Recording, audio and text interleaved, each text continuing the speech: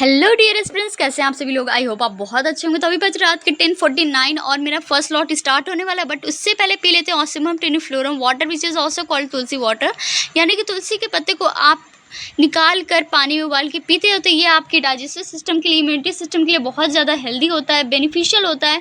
सो आपको अपने हेल्थ का भी ध्यान रखना चाहिए आपके आप अपनी स्टडी के साथ साथ। सो मेरा फर्स्ट लॉट जो स्टार्ट होता है उसमें मैं पढ़ती हूँ जीके, जिसमें मैं पढ़ती हूँ सल्तनत पीरियड के बारे में।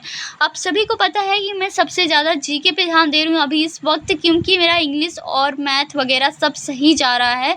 मैथ मेरा उतना अच्छा नहीं है बट मेरा पासिंग मार्क्स आ जा रहा है, क्वालिफाई मैं कर लूँगी जो सेशन 1 है एमटीएस का। तो मैं पढ़ती हूँ जीके और मेरा जो है 2 घंटे का स्लॉट जो है वो कंप्लीट हो जाता है और फिर उसके बाद बच जाते हैं 12 और 12 बजने के बाद जो है मेरा नेक्स्ट स्लॉट भी स्टार्ट होने वाला है। तो मैं मैथ वगैरह भी पढ़ने वाली हूँ, वो वीडियो के लास्ट में आपको पता चलेगा मैं मैथ कैसे पढ़ती हूँ। तो अभी जो है मैं पढ़ रही हूँ जीके। अभी मेरा कंटिन्यू वही सल्तनत पीरियड ही चल रहा है क्योंकि अभी वो ख़त्म नहीं हुआ है। तो मैंने सल्तनत पीरियड में पढ़ा फर्स्ट मुस्लिम इन्वेजन कब हुआ था, फर्स्ट तुर्क इन्वेजन कब हुआ था, सेकंड तुर्क इन्वेजन कब हुआ था।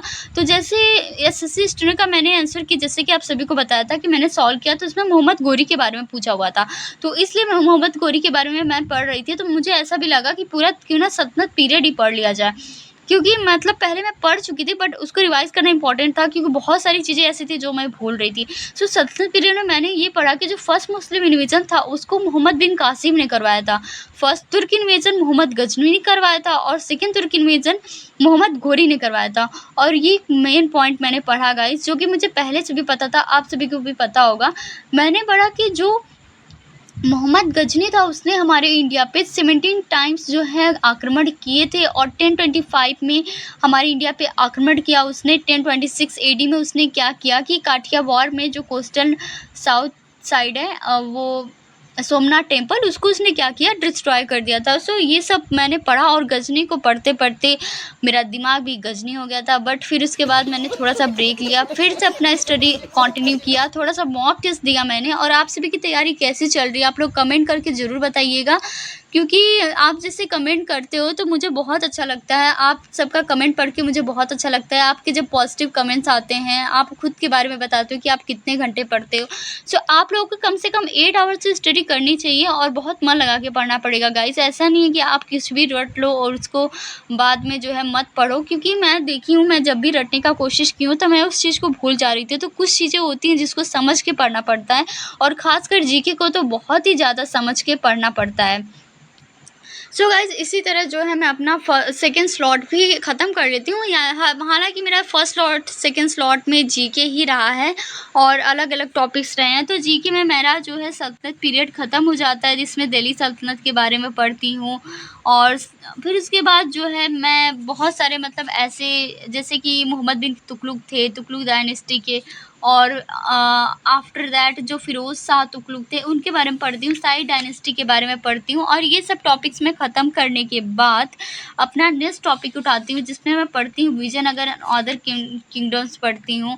सो आपने मतलब मेरा जो पहला वीडियो देखा होगा कि उसमें मेरे मॉक टेस्ट में कितने रिजल्ट्स आ रहे हैं। जीके में मेरे 6-7 क्वेश्चन जो थे वो गलत हो गए थे, यानी कि मेरे जो टोटल जीके में क्वेश्चन सही हो रहे हैं वो कभी कभी मेरे 19 हो रहे हैं, कभी 20 क्वेश्चन सही हो रहे हैं, कभी 70 हो रहे हैं। यानी कि मार्क्स में मेरे बहुत ज़्यादा फ्लक्चुएशंस आ रहे हैं जो मॉक टेस्ट में दे रही हूँ। आपके मार्क्स में मतलब मार्क्स में कितने फ्लक्चुएशंस आ रहे हैं आप लोग कमेंट करके बताना, और आपके मार्क्स कितने आ रहे हैं ये भी कमेंट करके आप सभी बताना। फिर मेरा थर्ड स्लॉट स्टार्ट होता है जिसमें मैं पढ़ती हूँ रुकनुद्दीन के बारे में, राजिया सुल्तान के बारे में, ये सब मैं पढ़ती हूँ। और जल्दी मैं ये भी स्ट्रैटेजी लाऊंगी कि कैसे आपको लुसेंट की जो बुक है उसको पूरा कवर करना है, उसको आपको ख़त्म करना है। तो लुसेंट की बुक को जो है ना गाइस ख़त्म करना बहुत ईजी है। आप लुसेंट की बुक को पूरा पढ़ सकते हैं और बहुत अच्छे तरीके से पढ़ सकते हैं, वो भी लास्ट 60 डेज़ में या 30 जितने डे में आप चाहें लुसेंट की बुक को पढ़ सकते हैं। बट मैक्सिमम जो डेज़ लगेंगे वो 60 डेज़ लगेंगे आपको। तो मैं इसका स्ट्रेटेजी लाऊंगी कि कैसे जीके की बुक और लुसेंट को आप ख़त्म कर सकते हैं। सो उसके बाद बज जाते हैं 4 और मैं पीती हूँ गरमा-गरम चाय और गाइस किसको-किसको चाय पसंद कमेंट करके बताना। फिर मेरा 4th स्लॉट स्टार्ट हो जाता है जिसमें मैं इंग्लिश पढ़ती हूँ। फाइनली जब आप कोई भी सब्जेक्ट कंटिन्यू पढ़ रहे होते हो और नए सब्जेक्ट उठाते हो तो बहुत अच्छा लगता है आप सभी को। सो मैं इंग्लिश पढ़ती हूँ जिसमें मैं वर्ब पढ़ती हूँ क्योंकि बहुत सारे ऐसे एरर्स होते हैं जो सब्जेक्ट वर्ब एग्रीमेंट से आते हैं। फिर उसके बाद मेरा जो 5th स्लॉट रहता है उसमें मैं पढ़ती हूँ मैथ्स। और गाइस मैंने प्रीवियस वीडियो में कैसे कुछ भी नहीं बनाया कि मैं मैथ पढ़ रही हूँ, बट अभी मैं मैथ पढ़ रही हूँ और इसमें मैंने फॉर्मूला वगैरह रिवाइज़ किया और कुछ क्वेश्चन सॉल्व किए, मॉक टेस्ट दिए। और इसमें मैं जो है क्यूब्स वगैरह मेंस्ट्रुएशन का जो फॉर्मूला वगैरह होता है वो सब रिवाइज़ करी थी। और गाइस मेरा थोड़ा बहुत कॉपी का पेज फट गया था बट मैंने इसको यूटिलाइज़ कर लिया। और सो थैंक्स फॉर वॉचिंग, मिलते हैं नेक्स्ट व्लॉग में।